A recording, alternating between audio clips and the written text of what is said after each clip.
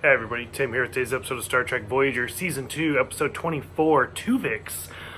This was a rough one. It was a good episode, but I kind of have a love-hate relationship with this one, where this episode is a very good example of how I've said before, this series is closer to The Next Generation than it is to Deep Space Nine, which is just, I'm going to bring it up because Deep Space Nine is so fresh in my head. I'll probably bring that up more than I should. I'm sure some of you are watching like, yeah, it's different, get over it. I'm sorry, I have trouble with it.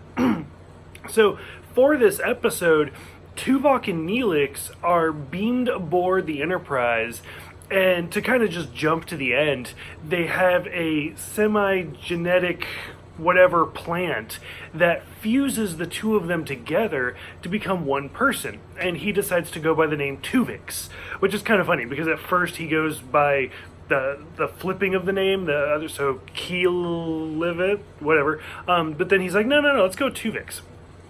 And then most of this episode is just character study, watching this character who has all of the memories of Tuvok and Neelix, respectively. So, like, he knows all of the tactical stuff, the chief of security stuff, he knows how to cook, but the two of them kind of balance each other more. And then most of this episode, like I said, is just kind of watching the two kind of, or watching the character grow as he becomes part of the crew. Now, the reason I say that this is more like The Next Generation than it is Deep Space Nine is because from the very moment you see them together, you know at the end of this episode, they're going to be taken back apart. And that's what I have trouble with for this episode. Now, when it comes down to that final decision to split them or not, which I'll get to more in a minute, like Janeway says, oh, it's been weeks and all of this, and it makes the decision really hard. If Tuvix had beamed aboard and then right away we knew how to separate him, no question asked, would have done it. But now that he's been a member of the crew for weeks, like, it makes it a lot harder. And I totally get that. But us as a viewer don't have that, like, connection to the character. So by the time we get to the end, like, to be honest with you, I was like, okay, who cares? Because I just didn't have that connection.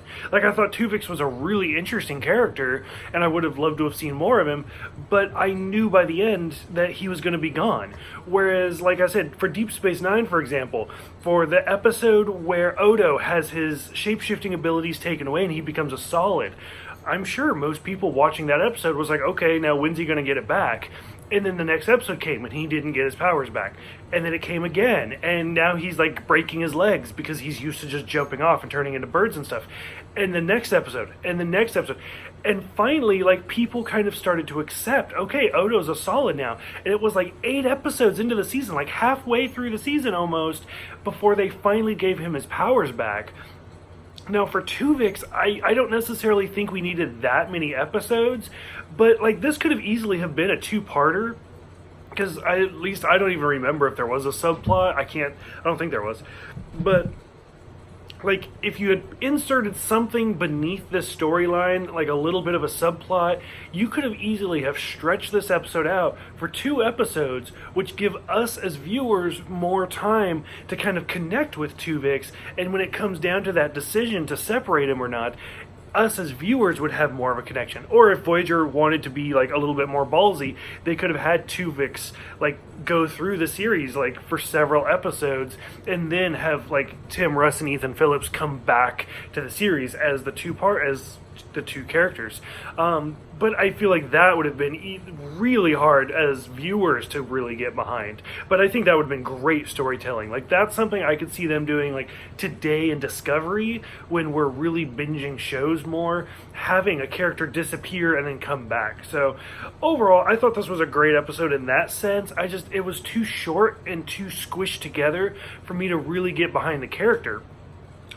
That ending scene was really tough when the Doctor figures out how to separate the two by using some radioactive isotope, whatever.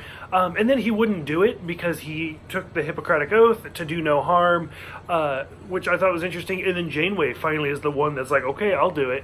And it's a tough scene where Tuvix is freaking out on the bridge talking about how this is murder and nobody will stand for him.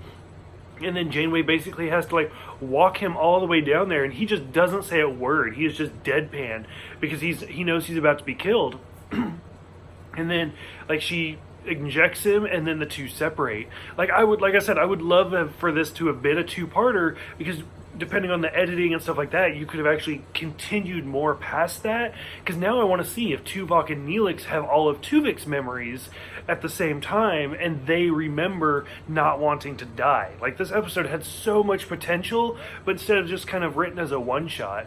So for those who have seen this one, go ahead, let me know what you guys think about the character, what you think about, like, if this should have been a two-parter, or if this should have been like a multi-episode story. Thank you guys for everything, and I will see you guys next time for resolutions.